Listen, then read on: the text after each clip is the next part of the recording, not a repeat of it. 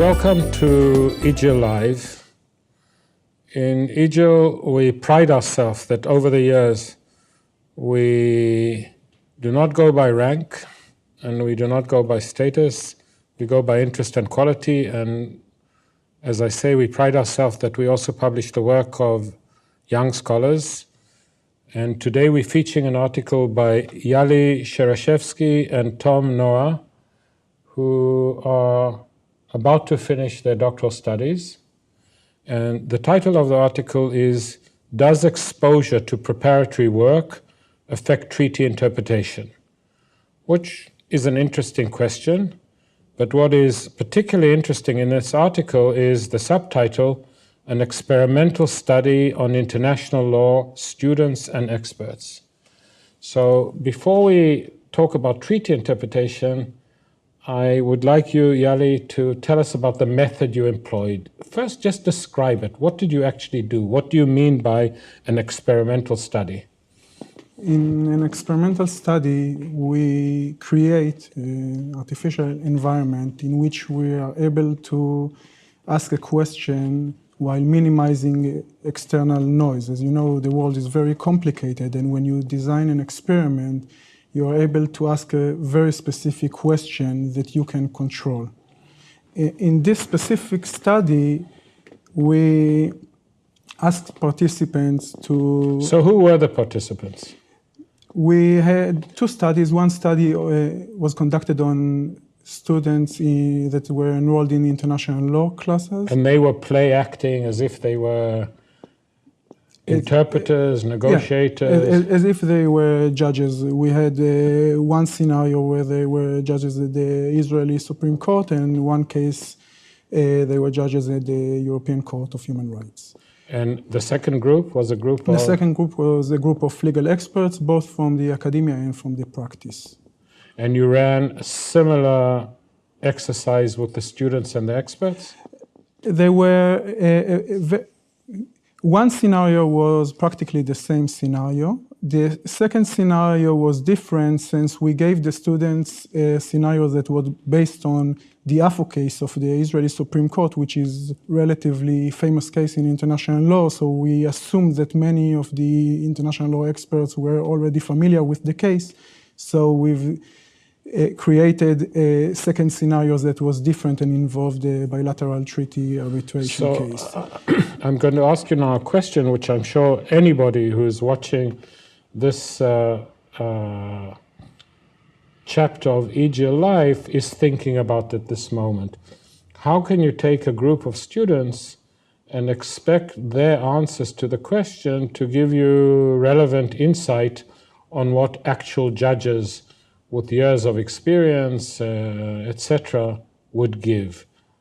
And I'm sure you've thought about that, but tell us how you account for that, please.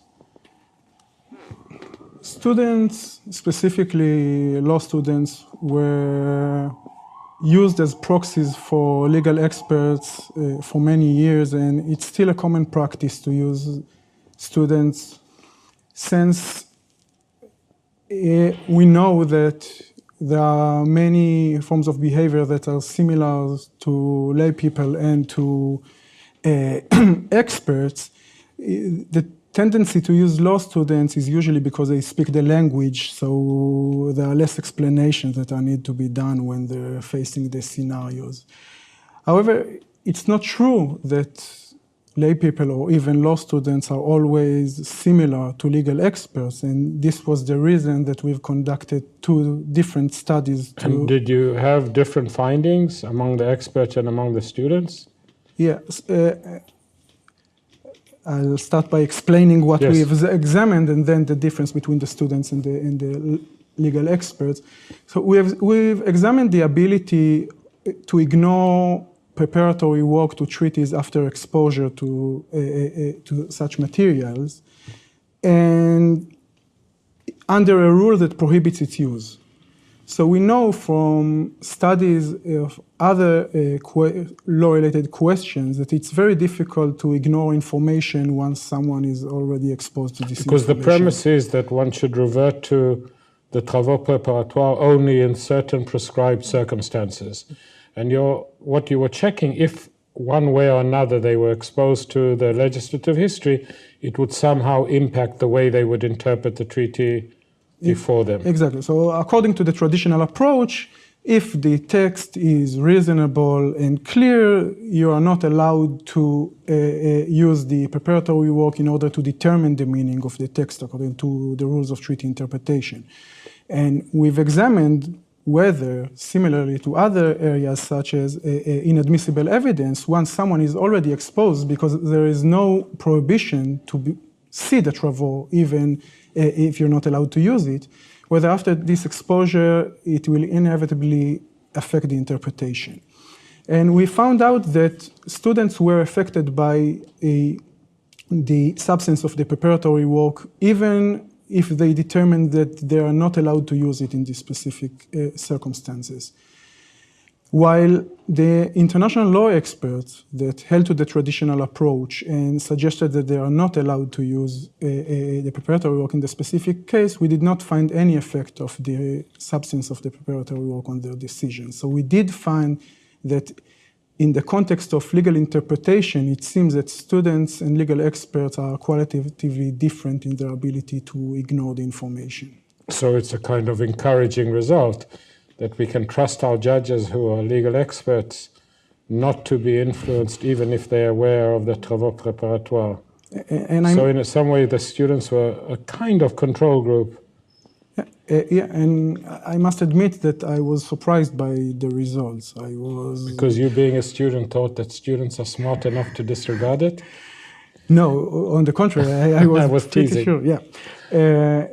Yeah, and it made me happy to see that when you conduct an experiment, sometimes you receive surprising results. And it's indeed encouraging to see that the law matters to some extent. I think that in recent years, sometimes the starting point of the discussion is external to the legal explanation. And I do think that it has a lot of explanatory power. The politics of law, the biases and heuristics in the way that we act. But still, I think that our findings, which suggest that at least in some cases, the law matters and legal experts are able to resist these tendencies. So all of us who live in systems where there's a jury and the judge says the jury will disregard the following comment, the jury would be more like your student control group rather than the legal experts, so they will be influenced. I'm just making that as a little footnote. Describe to us a little bit actually the mechanics of the experiment you ran. How did it actually happen? What did you do? You gave them a case. Just tell us how you ran the experiment. So I'll explain the experiment on the expert. So we've designed an experiment with two scenarios. The first scenario is loosely based on a case that is called the Litwa case of the European Court of Human Rights. And in this case, a person entered the post office in Krakow after he drank a couple of cups of alcohol. And he made some noise. The post office clerk called the police officers who arrived at the scene and detained him for several hours, and then he was released.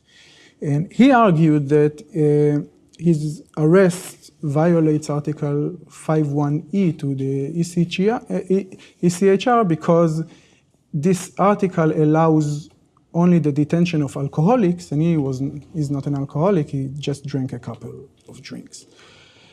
And so one group of participants received this scenario, while the other group was also exposed to the preparatory work, which suggests that the article was designed specifically to include cases of public drunkenness.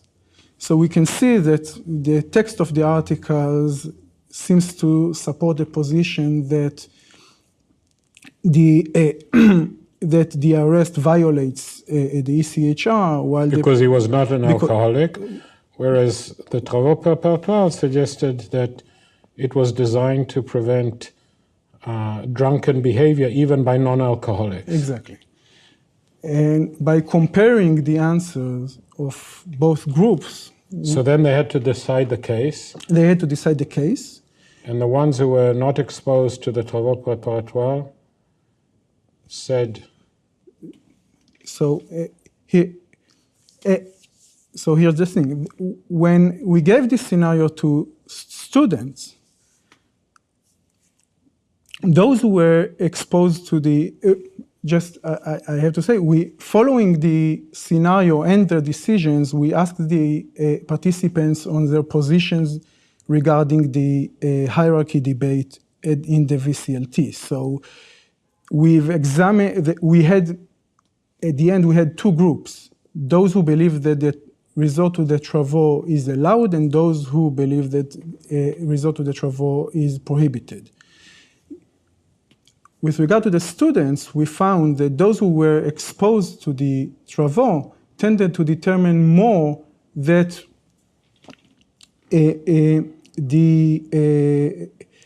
that his arrest did not violate the ECHR compared to those who were not exposed, even those students who held to the traditional approach and determined that they were not allowed to consult with the preparatory work in the case.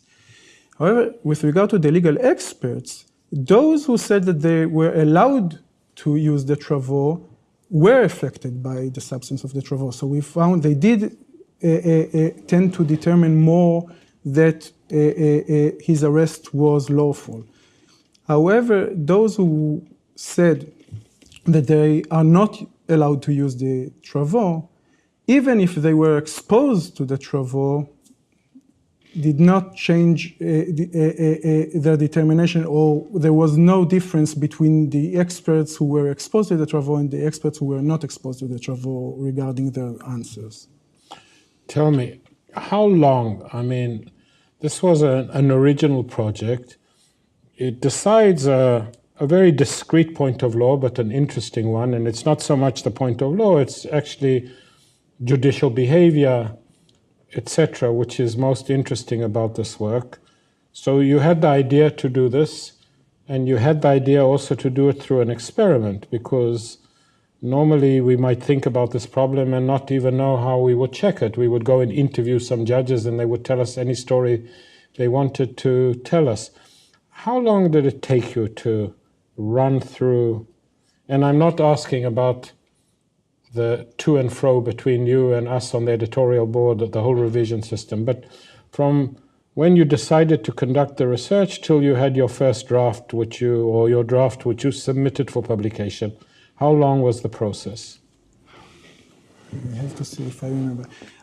Grosso modo.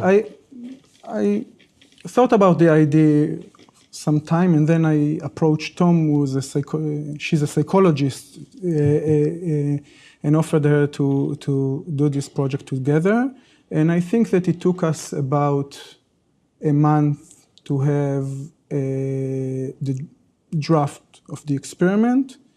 And then it was a long process to finish it, and it was since we had several stages, we had to convince all of the law faculties in Israel to allow us to conduct this experiment on their students. And were they supportive, skeptical? Very much supportive. Very supportive. They also gave you some funding? No. No.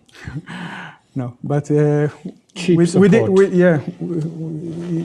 It was mostly done through with our hands, and once we got the results of the student experiment, it was we had a first draft rather fast. However, the expert study was also challenging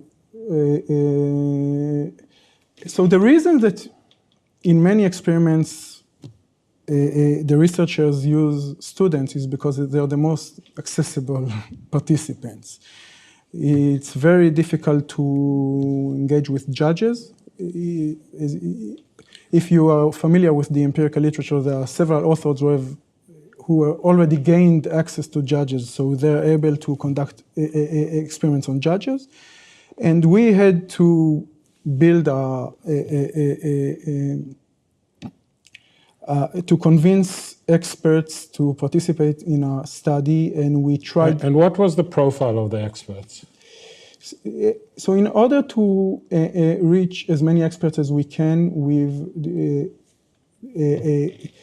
decided that we'll accept any participant with more than 1 year of experience in international law, whether as an academic or as a practitioner. However, we did have at the end an average of more than 15 years of postgraduate experience in international law. So the average was 15 years postgraduate. And was the reaction of the experts skepticism? Did they willingly participate, or how did that dynamic work?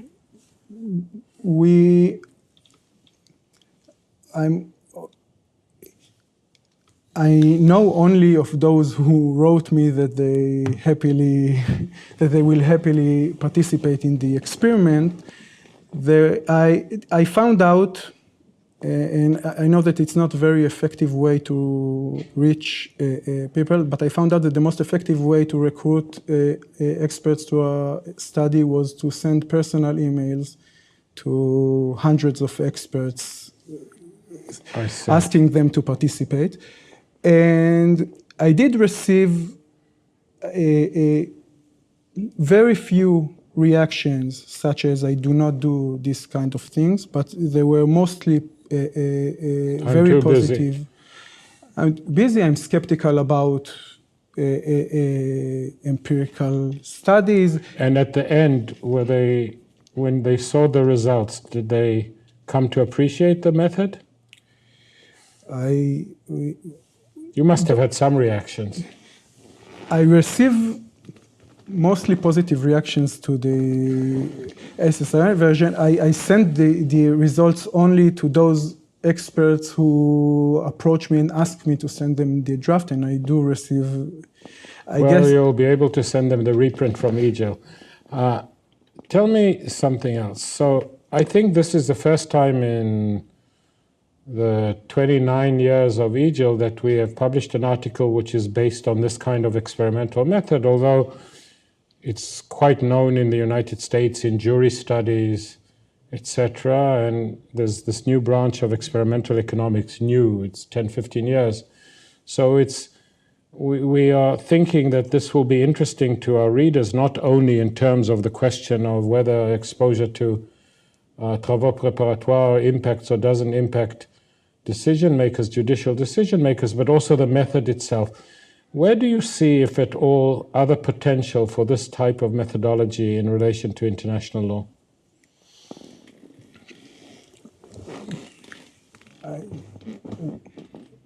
First, I think that almost all of the quite large experimental literatures on judicial decision-making could easily translate it into international law. But if you were planning your next experimental study, what would be your topic? It's a good question. I'm not sure. Probably it will be some kind of a study that continues the research question of this particular paper. If we look at the parallel question of the ability to ignore inadmissible evidence, we have hundreds of studies that were conducted in this regard, and this is the first study not only on international law legal interpretation, but on legal interpretation at all, to the best of my knowledge, or at least this type of question, or the ability to ignore information in the context of legal interpretation. And I think that there are several open questions that are left open after our studies. For example, what can best explain the ability of international law experts to ignore information? Is it related to the reliability of the travaux? Is it a different explanation? Is it something about international law itself that suggests that international law experts are different than domestic law experts and so on? And I think that it will be an interesting review. I know that of several other experimental studies that are being conducted, focusing on IHL issues, on proportionality assessments, and so on. I think that it's a very interesting area of research as well. So I hope that our viewers will take a look at this article, because it's not only interesting on the substantive issue, but also the methodology could provoke other studies of this nature. I can think we will be publishing in a future issue of EJIL a symposium on commissions of inquiry, which of course have a cardinal impact in contemporary practice, and I can see a whole range of issues connected to collection of evidence, etc., which might lend themselves to this type of approach. I want to congratulate you and your co-author, and we look forward to the next study. And I thank our viewers. Thank you very much.